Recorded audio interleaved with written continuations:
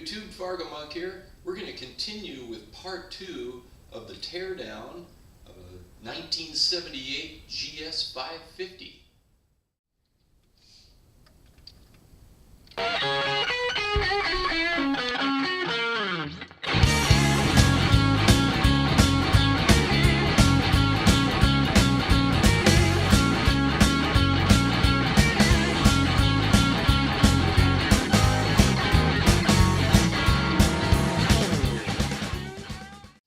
So if you don't have it already, even during teardown, it's a good idea to get a hold of the official service manual for your bike.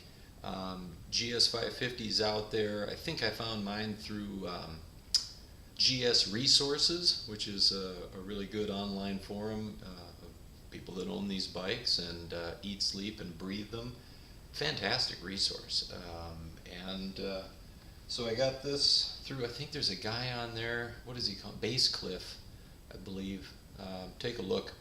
And anyways, you know, I keep an old laptop in the garage that's not real functional. I think this thing's running on Windows XP still, but it works. And you know, start out by getting a good service manual, because you're going to need it to not only break things down, but especially when it comes time to ordering parts, to identifying parts that might be missing as you put them together, and as you're tearing down, that's when you're going to notice things that might be missing. Of course, tear down on the engine needs to be done a certain way, so get a service manual. One more point on the service manual: it's full of torque specs when you're assembling, and those specifications are critical.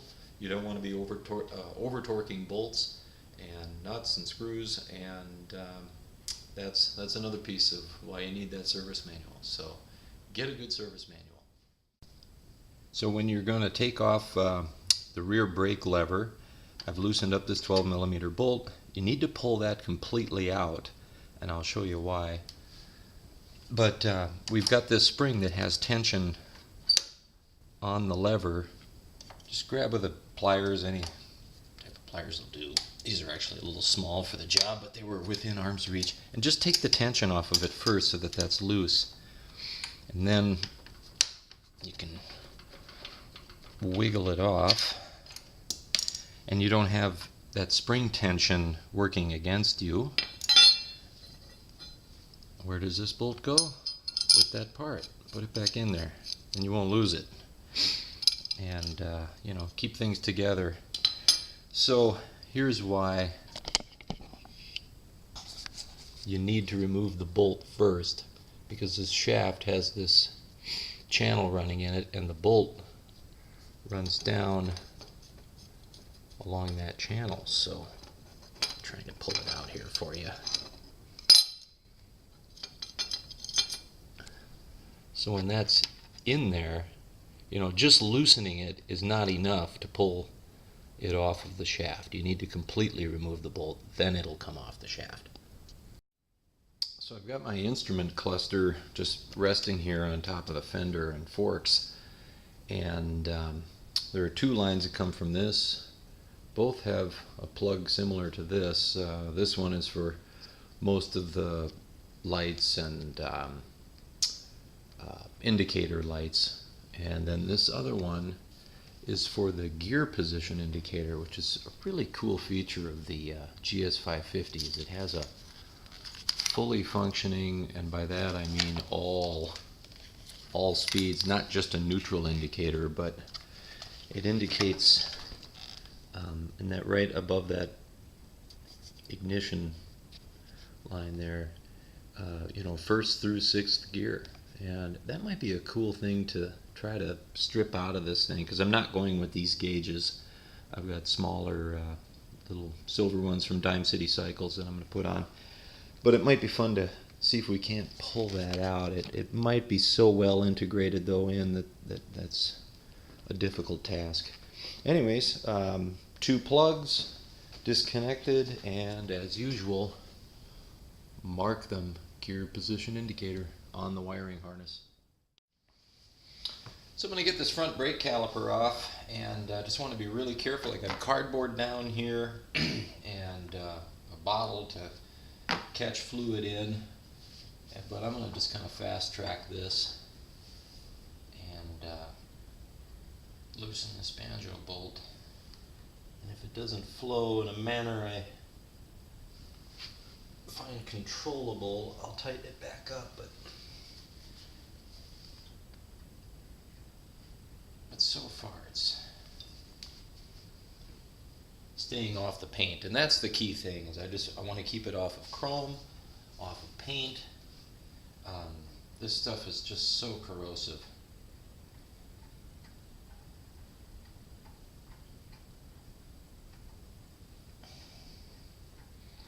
And if I do get it on anything, oops, I just dropped my crush washer in there, but I really need to get new ones anyways.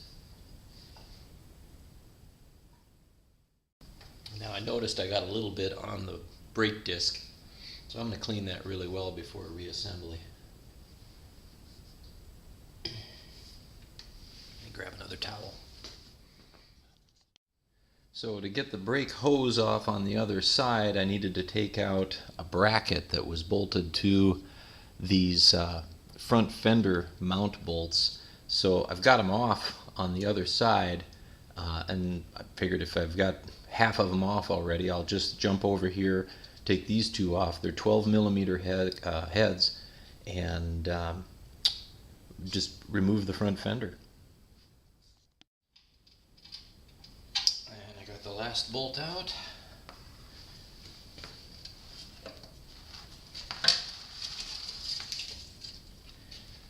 Take that fender out of there. Now, it's pretty rusty underneath, but it's pristine on the top of the visible part. One small dent down here.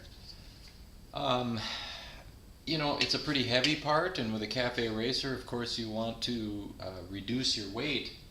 A lot of guys will just cut these down shorter, but that's the other piece here, is without it, you don't have anything securing the forks in this area, and you're going to get more flex in here. This thing acts as a fork brace on, well, a significant level. And so, you know, a lot of guys will cut them off short to reduce a ton of the weight, but retain the rigidity of the front forks by having that bracing there.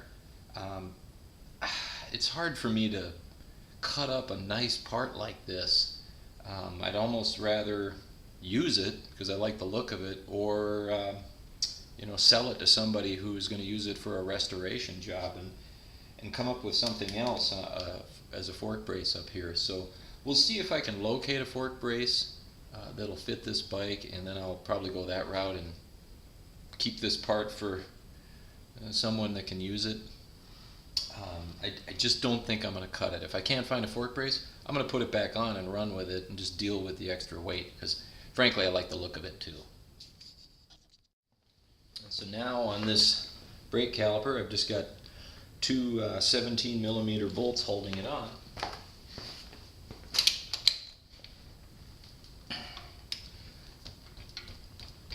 And they're snug. Going to get the breaker bar. Okay. Nice long breaker bar will give me plenty of leverage. Why is that not fitting right? It's an impact socket. Oh, it feels good. Must be this tool. There we go.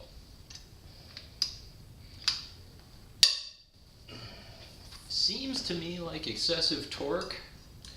I don't know who put those on there, but I don't think a guy needs to have a half-inch breaker bar to get something like that off, but I got them off clean. You know, it's a good time to mention though, if I've got bolts that are stuck and that stubborn, you know, these are 6 points, 6 flats around the outside, but most of your sockets are 12 point. A lot of guys will put that 12-point socket on there and put a piece of pipe on the end of their ratchet and go after a really stuck bolt like that. you can end up rounding them off, and so you see that when I grabbed the breaker bar for some serious mechanical advantage, I also grabbed a 6-point impact socket, so that I'm really grabbing all of those flats. So, you know, careful if you're going to shortcut this stuff, because you may end up causing yourself, well, taking the long way.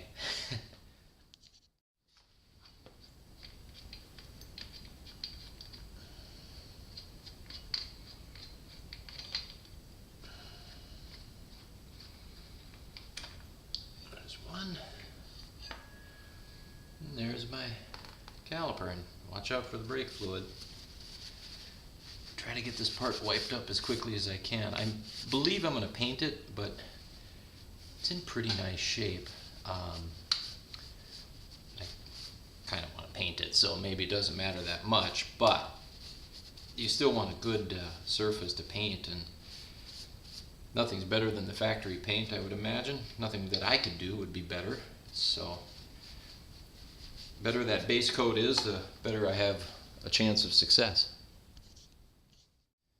So I've got this master cylinder off and all of our brake components off, and I'm going to reuse this master cylinder and use original brakes, but this brake light switch is not functioning anymore.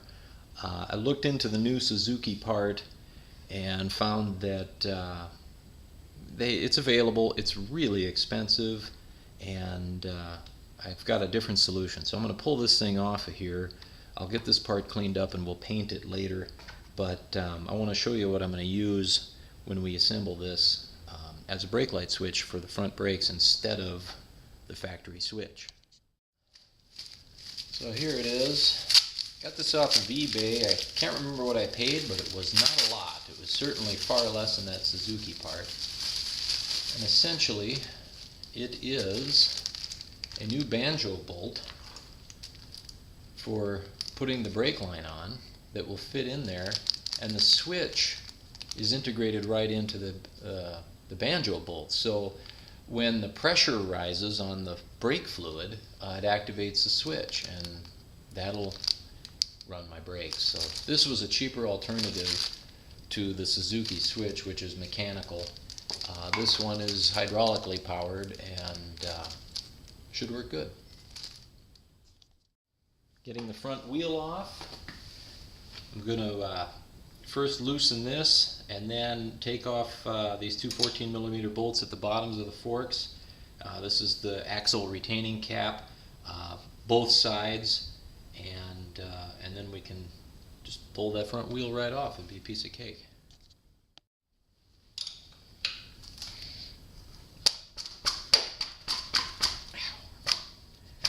I'm going to put some gloves on.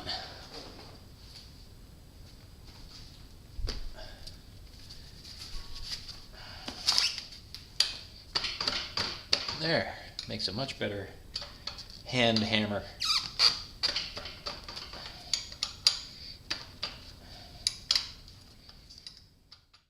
So I've just got it loosened up.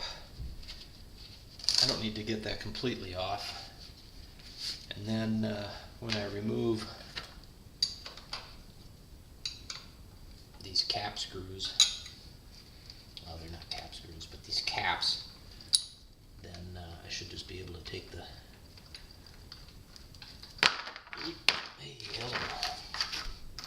sometimes you just let gravity do the work.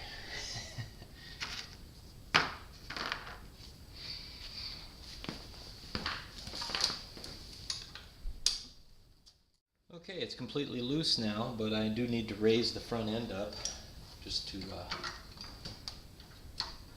get some clearance here. I should be able to roll my wheel right out. And there it is. Next step is to remove the fork tubes. So you got the triple clamp here. I'm just going to loosen here, and that should slide right out, and then same thing on the other side. They're 14mm and very tight clearance here, so I'm going to need an open end wrench there. This one, though, I can get the socket on, except some rocket surgeon who worked on this bike before me kind of rounded off this bolt. So I think what I'm going to do is go back to my impact sockets. I'll get a 14 millimeter 6 flat 6-sided socket, and I'll tap it on there with a hammer and just make sure I've got a really good contact with that, so I don't make the problem worse. So again, 6-sided. I don't know if you can see this. Anyways, impact socket, 14 millimeter.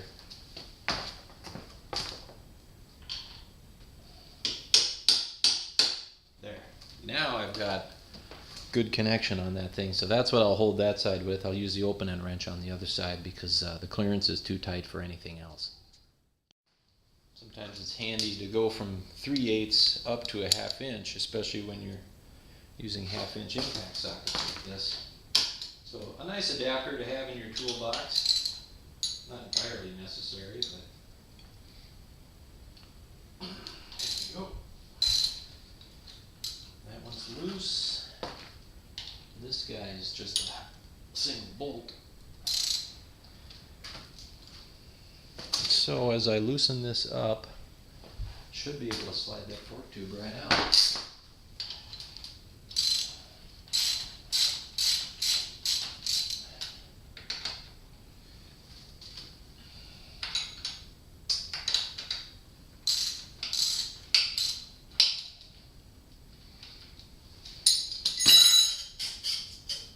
I've also got this factory headlight mount there. Out it comes.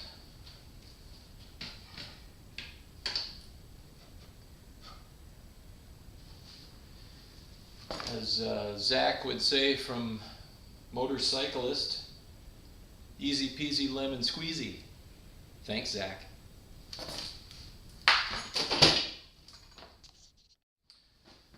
So, what do I have here, right or left? You could label them, but on this particular bike, I've got a brake caliper mount that I know is left-hand side, and on the other side I do not. So, that makes it easy.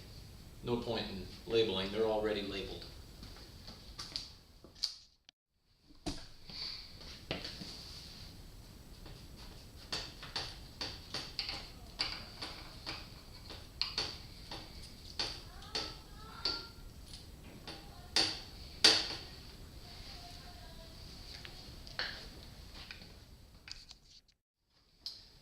So now this top triple clamp can come off, and that's just simply holding on with this bolt right here.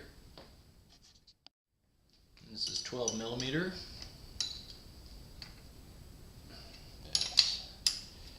Bad angle.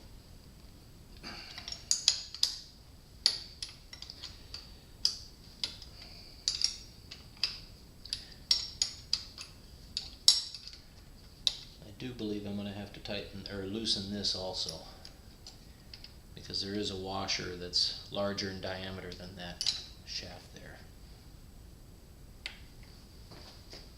Pretty sure. So it's 22 millimeter, and again I'm going to go with a 6-sided impact socket because it's on pretty tight, and if I'm going to put some force into it, I don't want to use a 12-point socket for fear of rounding it off.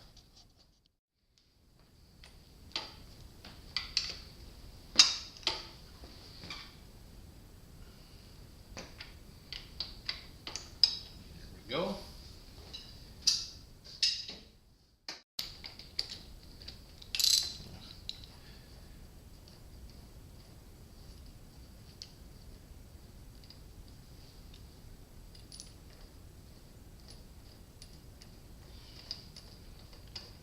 A lot of threads on that bolt. Okay, I'm going to just spread this a little bit. Well, actually I think I can work it off. Yeah, there we go. And my triple clamp is off the top. Now I just have that funny little nut, and I believe I've got a tool that'll help me with that. We'll see. Okay, so I said I had a tool to get that off. I don't. What it requires is something like this, which is, this is actually for the rear shocks, adjusting the spring tension on them.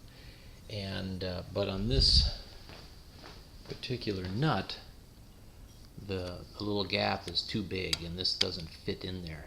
So I was thinking I would use that, and as I was fiddling around with it, I realized that this thing was just finger snug. So that's not the way I'll be putting it back together, but for now I don't have any problem getting this off. So we got to be careful when we pull this off. We've got, I believe, 18 little ball bearings, both top and bottom, and we don't want to lose any of those. So I'm going to mount the camera and come back to this.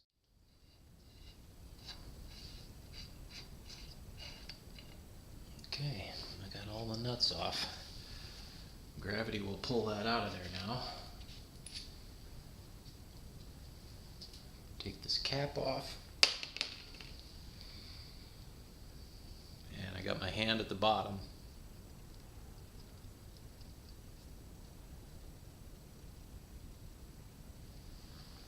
And there's my ball bearings. I'm not seeing... Oh, we've got some still stuck up in the grease, so... I'll set this down carefully. And then capture my stuck bearing balls. There's 3 of them there, and then the rest should be up in here under this race, and they are. So I will get all of this in a Ziploc and be careful with them. So I've counted both bottom and top, and there are indeed 18 little balls, and I'm just gonna take my time with this.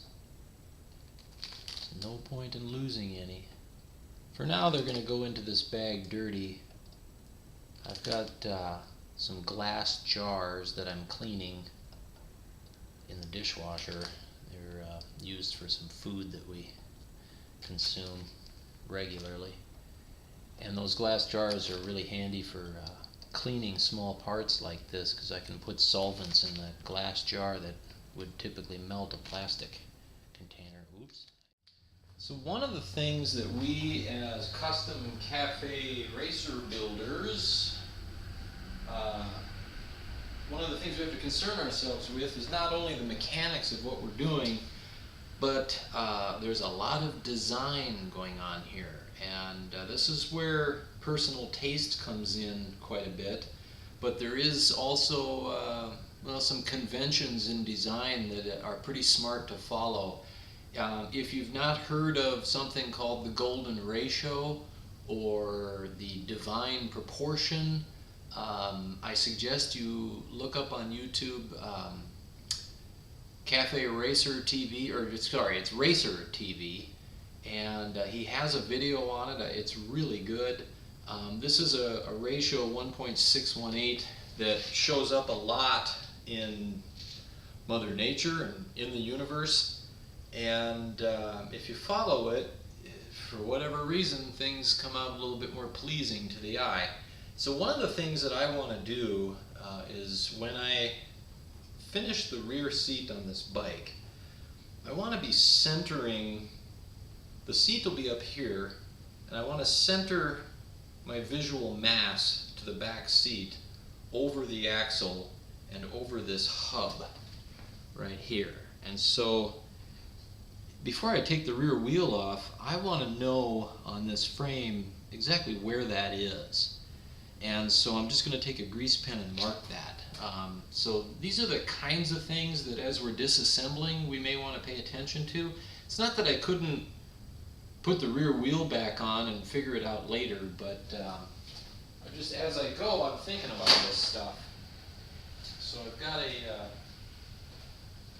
kind of a grease pen here, and I need something long. I'll use my square.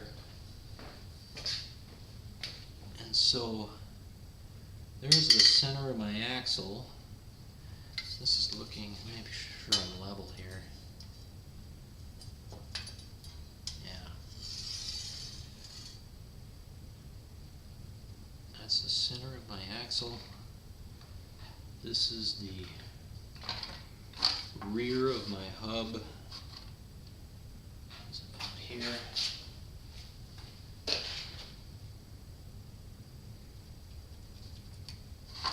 And the front of my hub is up about here. Front doesn't matter so much because I'm not going to be, I know I'm not cutting frame here. I mean, I've got too much to support there, but back here this matters to me, so I'll just keep it referenced.